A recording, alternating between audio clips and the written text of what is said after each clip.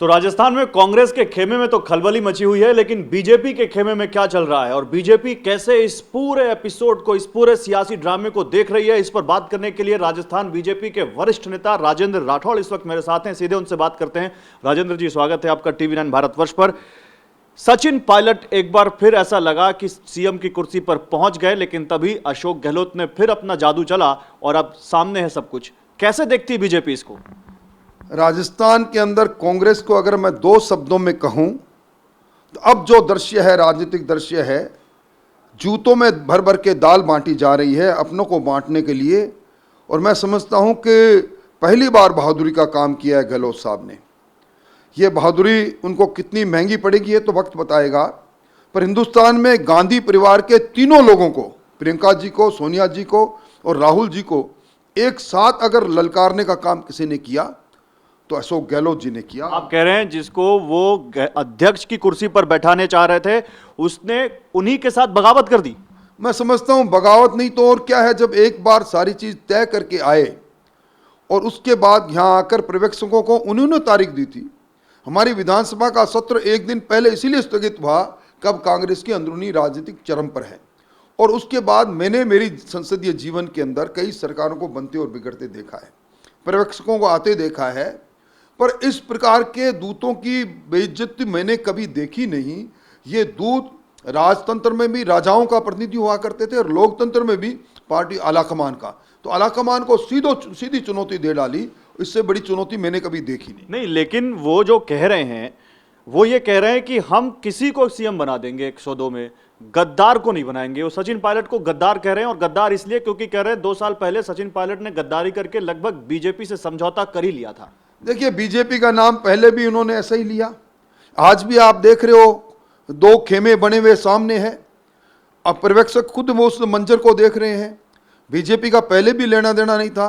पर मैं ये जरूर कहूँगा कि सचिन पायलट के साथ वो हुई जिस प्रकार किसान ने पूरी मेहनत से अपनी फसल को बोया और अचानक रात को कोई चोर आए, फसल काट के ले गए और किसान। अब गहलोत जी को चोर कह रहे हैं? मैं चोर नहीं कर रहा। हाँ। मैं राजनीतिक दृश्य की बता रहा हूँ। गहलोत जी को चोर कैसे कह सकता हूँ? गहलोत जी सम्मानीय नेता है, पर वो ठगे ठगे से रह गए।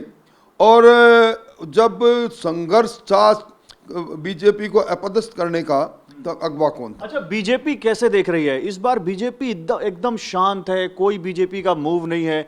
क्या बीजेपी को इस आपदा में अपने लिए कोई अवसर नहीं दिखता? देखिए, हमने तो पहले भी किसी आपदा में अवसर नहीं देखा था। हम जनता के मैंडेट के साथ ही अपने आप को आगे बढ़ाने की कोशिश करते हैं।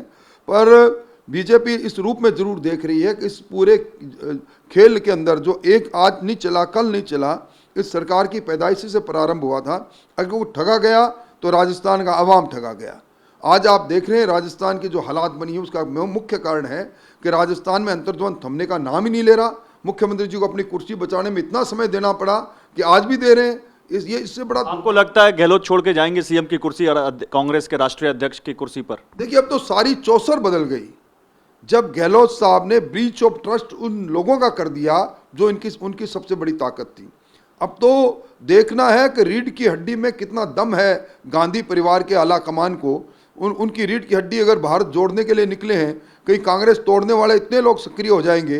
अगर राजस्थान का एपिसोड में जो आला कमान पीछे हटता है तो आप ये दिल के टुकड़े हजार वे को यहाँ गिरा वो वहाँ गिरा, उस तरह पर कांग्रेस बिखर जाएगी। विस्फोट होता है उस तरह।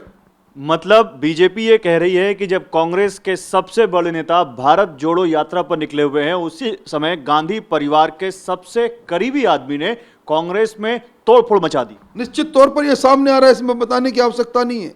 आपने देखा कभी ऐसा हुआ है? कल छावनी बना हुआ था उनका घर, और विधायकों को सीएमआर से टेलीफोन कर करके बुलाया, कहा जा रहा था संसदीय कार्य मंत्री के घर जाओ। इससे अच्छा है कि साफ गोई से बात करते, पर्यवेक्षक आते। ये उनका खुद का मामला था। पर चूंकि हम भी राजस्थान की जनता है, राजस्थान में शासन अगर डोलेगा, डोलता ही रहेगा, तो उसका खामियाना जनता भुगतती है, जिसमें हम भी हैं। सचिन पायलट के लिए बीजेपी के दरवाजे क्या खुले हैं अगर सचिन पायलट कोई ऐसा फैसला लेते हैं? क्योंकि ऐसा लगा था 2 साल पहले कि सचिन पायलट किसी भी वक्त वो ज्योतिरादित्य सिंधिया की राह पकड़ लेंगे। देखिए, मेरे जैसा छोटा आदमी ये नहीं कह सकता किसके लिए रास्ते खुले हैं। ये आलाकमान तय करेगा। परंतु मैं ये कह सकता हूं कि जो कुछ हो रहा है, अपमानित करने की राजनीति चरम पर रही। कभी नक्कारा कहा गया, कभी नालायक कहा गया, कभी निकम्मा कहा गया, और अब तो बिल्कुल बड़े बड़े आबरू होकर तेरे कूचे से हम निकले, कूचे से निकाल दिया।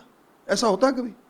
नहीं तो क्या सचिन पायलट के लिए सलाह है बीजेपी की? राजेंद्र राठौड़ जी की सचिन पायलट के लिए क्या सलाह है? मैं कुछ सलाह देना इसलिए कि कांग्रेस की अंदरूनी बात है, पर सचिन पायलट को ने संयम रखा, इसलिए उन्होंने आज तक अपने मुख से ऐसी कोई बात नहीं की, इसलिए मैं उनके इस बात के लिए प्रशंसा जरूर करूंगा। नहीं, कांग्रेस में एक नेतृत्व परिवर्तन की बात है, युवा नेताओं को आगे बढ़ाने की बात है। गहलोत कह रहे हैं कि गहलोत गुट ये कह रहा है कि मैं 102 में से किसी को सीएम बना दो। सचिन पायलट से क्या दिक्कत है अशोक गहलोत को? देखिए, वैसे तो बहुमत उनके पास है, किसी को भी बना देंगे, बहुत काबिल लोग भी होंगे, पर राजस्थान का मुख्यमंत्री बना रहे हो, किसी पंचायत का पंच भी बनने से पहले लोग ठोक पोत के देखते हैं कि उसमें क्या दम होगा, क्या खम होगा। इस प्रकार का निर्णय उन्हें नहीं करना चाहिए। जो भी योग्य बनाए, पर या तो साथ मिलाया क्यों?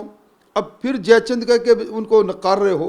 पहले जब बगावत थी, बगावत के बाद में भरत मिलाप हुआ, भरत मिलाप दिल्ली में हुआ, आंसुएं निकले, आपस में गिले शिकवे दूर हुए, अब फिर वही बात। बीजेपी बहुत चुटकी ले रही है इस पूरे मसले पर, लेकिन बीजेपी ये क्यों नहीं कह रही कि अगर सचिन पायलट अपने गुट के विधायकों के साथ आते हैं तो उनका स्वागत है? आपने तमाम ज्योतिरादित्य का स्वागत किया, जितेंद्र प्रसाद का स्वागत किया, सचिन पायलट पर इतना आप लोग चुप होकर क्यों बोल रहे हैं? देखिए, सवाल अरुण सिंह जी इसका उनसे पूछिए, जो हमारे प्रभारी, अच्छा जवाब वो देंगे, और कुछ जवाब छोटा मोटा सतीश पूनिया जी भी दे सकते हैं। राजेंद्र राठौड़ अक्षम छोटा नेता। लेकिन सचिन पायलट आए तो कोई दिक्कत तो नहीं? नहीं, मेरे लिए कोई दिक्कत नहीं, पर ये फैसला करेंगे हमारे आलाकमान, और ये पूरा फैसला आपको बताएंगे अरुण सिंह जी, जो प्रभारी है हमारे राजस्थान के राष्ट्रीय महामंत्री, उनसे पूछें, वो बताएंगे आपको। चलिए, तो देखिए, बीजेपी नेता सचिन पायलट के बीजेपी में आने को लेकर तो खुलकर बोलने को कुछ तैयार नहीं राजस्थान में, लेकिन ये जरूर कह रहे हैं कि सचिन पायलट का बार बार अपमान किया जा रहा है और अब ये सचिन पायलट को तय करना है कि उनका आगे का कदम क्या होगा, और आला कमान को यह तय करना है कि गहलोत की इस बगावत के बाद गहलोत का भविष्य पार्टी में क्या होगा। कैमरा सहयोगी कपिल के साथ गौरव अग्रवाल, TV9।